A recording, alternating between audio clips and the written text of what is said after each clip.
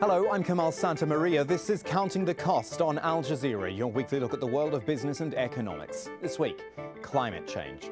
Another year, another UN climate change conference, but is there something different in the water this time? As COP turns 21, will the world finally come of age to create a binding, meaningful agreement on carbon emissions? We'll also take you to the front lines of the climate change battle, the Pacific island nation of Kiribati, one of several countries that could literally sink below the waves if nothing's done to slow global warming. That, plus the energy alternatives.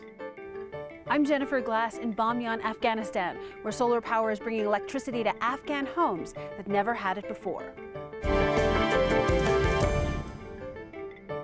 So it's that time again, the UN Climate Change Conference, when countries get together, agree they need to do something about carbon emissions, and then generally don't. Let's face it, that has been the pattern for many years, while climate change continues to disrupt lives and economies all over the world. And so we look to this current COP21 conference in Paris and ask, can a miracle deal be reached, and who's going to pay for it? The world emits 48% more carbon dioxide from the consumption of energy now than it did back in 1992 when the first Rio summit took place. Average global temperatures, they are set to rise by 3 to 4 degrees when the UN's target is 2 degrees or lower. And hitting that target is expected to cost around $100 billion annually for the next 5 years. What we're saying here is that this is a major and costly issue. And with the World Bank reporting global warming will push more than 100 million people back into poverty by the year 2030, there is a massive human toll as well. We are devoting our entire broadcast this week to the issue of climate change and the Paris conference. We're going to take you around the world to show you the effects. We'll hear both sides of the argument from our guests. First, though, Paddy Culhane, reporting from COP21 in Paris, sets the scene for this crucial moment in the climate change debate. In the coming days here in Paris, negotiators from literally all over the world are going to be spending their time late into the night trying to come up with some sort of agreement on climate change. Now, the original goal was to limit emissions so that the planet would only warm by 2 degrees Celsius.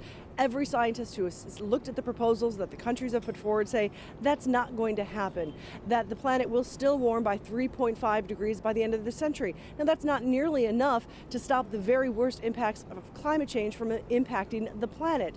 Now, when you ask the White House about that, they say they are putting their money literally on green energy technology, that the advancements will come so fast that the countries will be able to increase their proposals and reduce their carbon emission.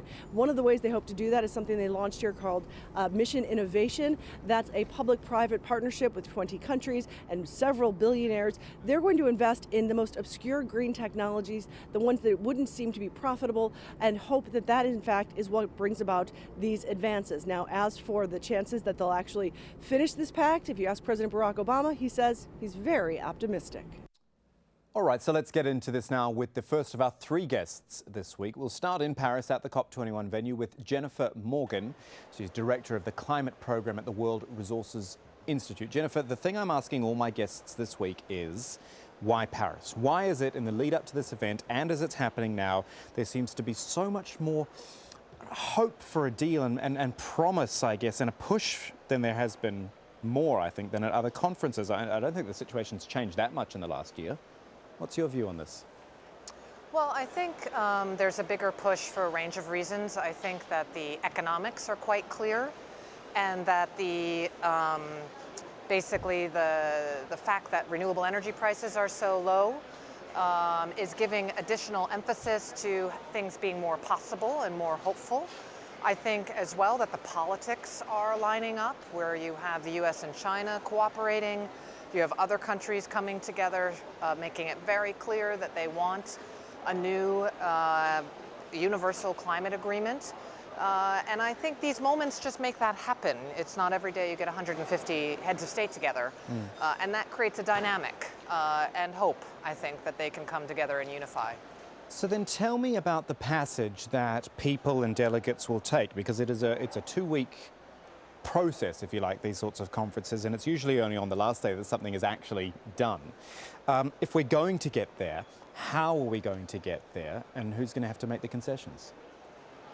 Well, I think we're going to get there by countries coming together around a collective vision and details, frankly, about what's in it for them. So I think the developed countries need to come forward and continue to come forward with clear packages for support for the most vulnerable countries and showing that they're willing to continue to take the lead while developing countries come forward and signify that they understand we're in a new world. We need a common universal agreement with differences around who has to do how much, but the two of them coming together on that level. That needs to move quickly on the ministerial level, and they need to have clear options by the end of this week.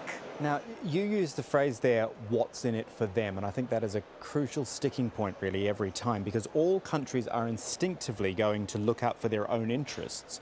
But from what you're saying, it seems like the people there are realizing there is a greater need above their own. Am I reading that correctly? I think it's both. I think they realize that it is in their own interest to act on climate change because there's multiple benefits that come from acting on climate change and to avoid the costs of the risks. And they see that alone they can't solve this problem. The United States alone can't solve climate change, nor can China, and certainly the island nations can't. So both national interest and collective interest, I think, are lining up. Okay.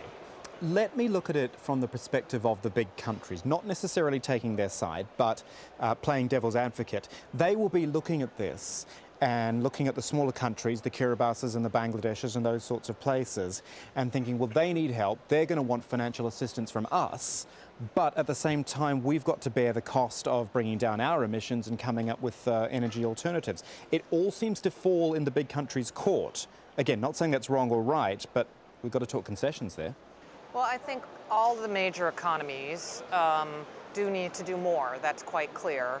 And I think where you are seeing they need to agree to have an agreement that sends clear signals to accelerate this pace of change, and particularly for the developed countries, that they need to work with these very poor countries to support them in dealing with the impacts. So, and on the other side, I think those island nations really, they have to agree that they're going to go into something that won't necessarily, be everything that they want it to be. That's pretty hard for those countries as well.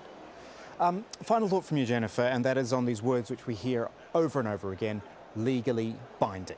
This is apparently what we want. We want something that is legally binding, but I keep thinking, who is going to bind it? Who is the enforcer? Who is the binder, if I can put it that way? Well, legally binding agreement, I think that's where we're heading, and who would oversee it?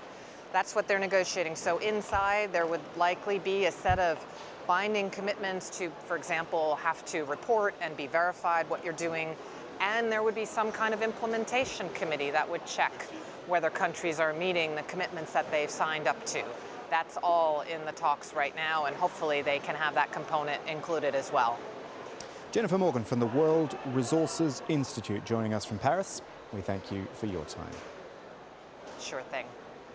And now to speak to someone on the other side of the argument. Dr. Benny PEISER is director of the Global Warming Policy Forum and the co-author of a controversial op-ed piece in the Wall Street Journal this past week called Your Complete Guide to the Climate Debate. In it, he said, quote, to put it bluntly, climate change and its likely impact are proving slower and less harmful than we feared. Well, Benny PEISER is with us now from our London studio. Benny, I'm glad to have you on the show because, well, for no other reason that it's good to hear some alternative views, I think. How do you feel when the world's attention is so heavily focused on Paris and what comes out of COP21? Do you look at it and feel that people are just, is it that they're just getting too carried away? Can I put it that way? Well, it happens every December. It's the 21st UN Climate Summit. Not to mention all the ones in between. And I don't expect a very different result this year. But why not? I mean, pretty much everyone else seems to expect something different. Most other people I've spoken to, and I think one of the features of the lead up to this COP21 is that people are a lot more galvanized, for whatever reason, to come up with something binding. Oh, it won't be binding. I don't know who you had on your show, but it might be, the process might be binding, but the CO2 targets won't be binding. I mean, the whole idea now is to get away from legally binding targets. The Kyoto Protocol, which does have legally binding targets will run out in 2020 and will be replaced by an agreement that is completely non-committal and completely voluntary. Okay then, so let's take a step back from the issues of conferences and agreements and actually look at the underlying issue, which is the climate change issue. Am I right in saying that your view is that mankind is actually not the biggest cause of climate change here, and that people have been overstating the issue? We are not really that concerned with the basic science. The basic science, I think, is quite sound.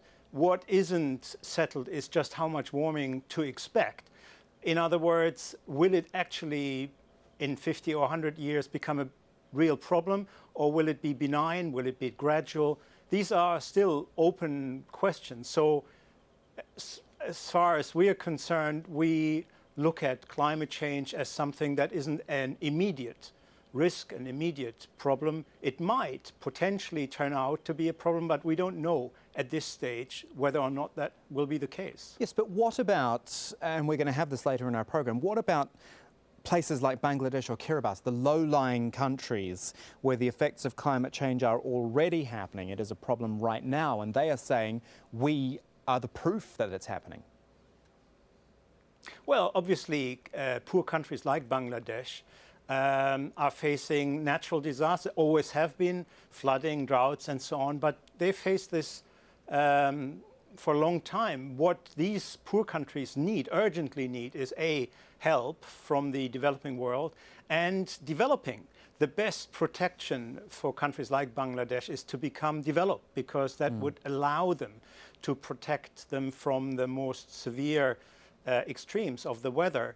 Thinking that by cutting CO2, Bangladesh will be spared any future flooding, I think is completely unscientific and misplaced. So again, I go back to my initial question and say, what do you think when you see all this focus going on at a place like COP21? Do you actually go to these conferences to put your views forward, or is there basically no point in you going because people there think you are not taking the issue seriously enough?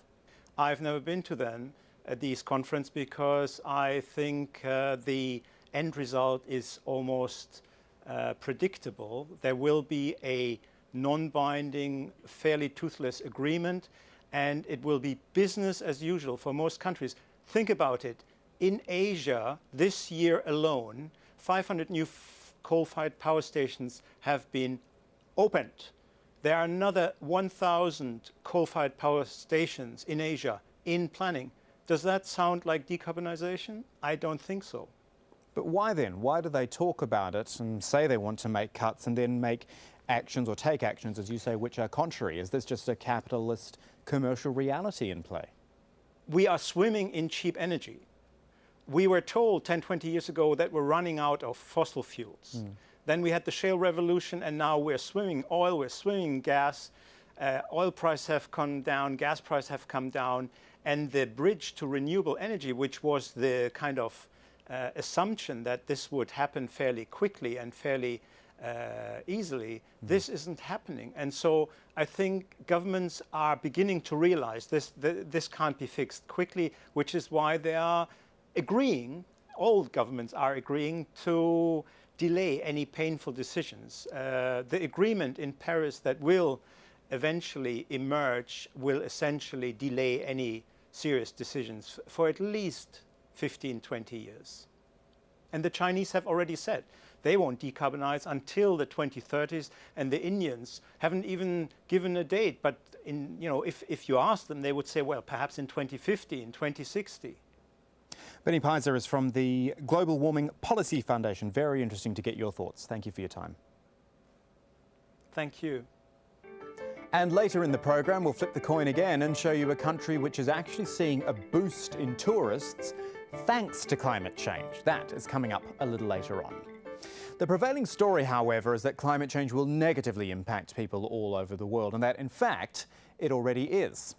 Our case study for this theory is the Pacific island nation of Kiribati, which lies no more than 3 meters above sea level, which is just a bit higher, I guess, than this video wall. Nick Clark travelled there ahead of the COP conference for a first-hand look. From above, it's evident how narrow Kiribatis's main island of South Tarawa is, yet this is where 50,000 people live. It has a population density similar to Tokyo or Hong Kong, and it's growing fast. Wherever you look, it seems, there are children, and you can only wonder what the future holds for them. From the water, you can really see how low-lying the island is. There's practically no elevation at all. There's just this lagoon this side, a narrow strip of land where everybody lives, and then more water on the other side in the middle of millions and millions of square miles of open ocean. There's nowhere to go up, there's nowhere to go sideways. There's nowhere to go at all. We put to shore at the village of Tebi-Kenikora, where the sea wall has been destroyed by ever more powerful and persistent storms. Where there were once homes, there's now open water. Village elder Araya showed me a house vacated just a month ago. They move away. They don't come back. So they finally had enough, and it was just too much to try. Too much try. We're losing communities now in this place because of this high sea level problem. While we were on Kiribati, the president, Anote Tong, hosted a conference on the troublesome issue of climate-induced migration. Also there, the Prime Minister of Tuvalu, highlighting the challenges they face. I don't think any other leader in the world, nor in the history of humankind, has ever faced this same situation we are facing in low-lying nations. President Tong has long campaigned for urgent global action. He invited me to join him at home, where he enjoys time with his grandchildren, a generation, he says, whose future depends on our actions now. I've always referred to climate change as the greatest moral challenge for humanity. Because if these people knew that this is happening to us, why do they continue to do it? I cannot understand it. How can you pretend to be a moral person if you know that what you're doing is hurting people on the other side of the world? There is no doubt that rising sea levels threaten the very existence of these communities. Perhaps with massive investment, the islands can be built up to defend themselves against the encroaching ocean. But time is running out. So that's Kiribati, but really all low-lying countries are facing potential catastrophe if something's not done quickly. One of the most vulnerable is Bangladesh, which is expected to see 7.2 million people affected by flooding due to the sea level rising between the years 2070 and 2100. Well, Atiq Rahman is with us via Skype from Dhaka. He's an environmentalist at the Bangladesh Centre for Advanced Studies. Mr. Rahman, everything that is happening at COP21 is about securing the future. I want you to tell me about right now in Bangladesh. How acute is the problem of climate change and the effect it is having on your country? Well, Bangladesh is uniquely placed. It's called the ground zero of climate change because many of the impacts are already visible. And one of the reasons why Bangladesh is particularly considered as one of the most vulnerable countries is the multiplicity of impact that is operating and coexisting in certain parts and a few across the country. For example, going from south to north is sea level rise, which then reflects in inundation of area by salt water. Huge number of population of the order of about 20 million people would be impacted. Some have already been impacted by intrusion of salt water because of the sea level rise and some other associated impacts. So in short, let me just interrupt you there. It is bad, and this is what concerns me. It is bad right now, and I'm wondering, anything they come up with at COP21 or any sort of agreement in the future, how much is that actually going to help Bangladesh when it seems the situation is already so advanced? The situation in COP21, there has to be a legally binding agreement so the people can plan, and there is a huge amount of adaptation which is spontaneously being done by the people. At the same time, there are bits of planned adaptation that is going on with the government, with the NGO, civil society, everybody included in doing so. Consequently, what is absolutely required is a framework under which all these climate impact reducing activity, making the livelihood safer, that has to be there. That can only happen in a framework which has to be legally binding. And behind that, there must be assured finance that can flow and reach the communities. And tell me about what you expect, because I believe you're going to COP21 and there's something that feels different this time around. We've had so many of these conferences, but there seems to be more emphasis on this one and a feeling that something might actually happen. What is it that makes Paris different? Yes, this COP conference of party has a slightly different flavor. Here the heads of government have come up front and made some pledges, made the right sound. Normally they come back at the end and do their negotiation and try to get something in a rush. So there has been a change, and the biggest emitters, US, China, India, Europe as a whole, Japan, they are feeling a bit more forced, and they realize that all the evidence is absolutely clear and science is being almost beyond reasonable doubt. Atiq Rahman joining us from Dhaka. We do thank you for your time. Our pleasure. So Bangladesh and Kiribati, two countries at the forefront of climate change and the kind of places which could really benefit from some cleaner energy. Perhaps not so much where they are, but more if the rest of the world got on board. There are places which are already doing that unilaterally, while efforts to build a consensus do carry on. The International Energy Agency estimates $36 trillion in clean energy investment is needed through 2050 to avoid a climate catastrophe. And of those, wind power is the world's fastest growing energy source, cheaper than both coal and natural gas. And of course, the other big renewable is solar energy. We've told you about solar projects before, like Kochi International Airport in India, which supplies itself and parts of the city with electricity. But the biggest off-the-grid solar project in Central Asia is in Afghanistan's ancient city of Bamiyan. It provides power for more than 3,000 homes and businesses, some of who never had electricity before. Is it the start of something, perhaps? Jennifer Glass takes a look. The solar arrays on the hills of Bamiyan have made life better for some in this ancient valley. For Mohammed Youssef Baba, the electricity means he can work longer hours and make more money. When we didn't have electricity, we used a generator. We had to wait until 10 in the morning to use it because we had to let it warm up. That wasted a lot of the day. Now we have 24 hours worth of electricity. The solar power costs about half what he paid for diesel fuel. And the steady supply means he can operate sophisticated printers that wouldn't have worked with his generator. This solar project has brought power to homes and businesses that never had it before. But there's not enough electricity to go around, and only a small fraction of the people here have access to it. Such as the Hussein family, who live a few kilometers from the solar arrays, but the electricity lines don't come out here.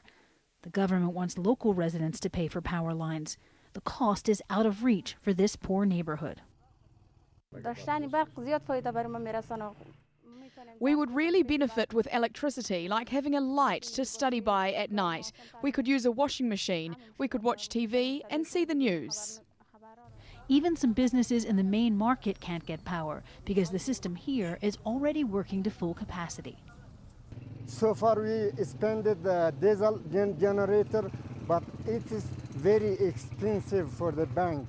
We wanted to get the power from this company, but they do not have the capacity of this thing. We feel the shortage seriously. Right now we have only 1 megawatt of electricity, but to provide 24 hours of power for the centre of Bamiyan, we need 5 more megawatts. The electricity chief says the central government doesn't have enough money to implement expansion plans, which include hydroelectric plants. He says the $15 million power project in Bamiyan is reputed to be the most effective in Afghanistan. But the cost is tiny compared to the more than $100 billion spent in international aid here in the past 15 years. Despite its limited success, there are still many here waiting for the lights to come on. And our final thought for this COP21 special is something a little more abstract, a place that's actually seeing some benefit from climate change. The world's largest island, Greenland, is seeing a boost in the number of tourist visitors as the effects of global warming become more visible. Here in Ilusia, north of the Arctic Circle in western Greenland, most of the visitors come to see the huge icebergs that carve off the nearby Jakobshavn Glacier, an event becoming more commonplace. International arrivals at the remote settlement's airport were up 15% last year. Doesn't sound like much, and perhaps it's ignoring the big picture, which we've been talking about. But to an economy so heavily dependent on fishing, it is a small but important boost. That's our show for this week, but there's more for you online at aljazeera.com/CTC. It takes you straight to our page with individual reports, links and entire episodes for you to catch up on. You can also get in touch with us by tweeting me at KamalAJE, and do use the hashtag AJCTC when you do, or just drop us an email. Counting the Cost at aljazeera.net is the address. That is it for this edition of Counting the Cost. I'm Kamal Santamaria from the whole team. Thanks for joining us. The news on Al Jazeera is next.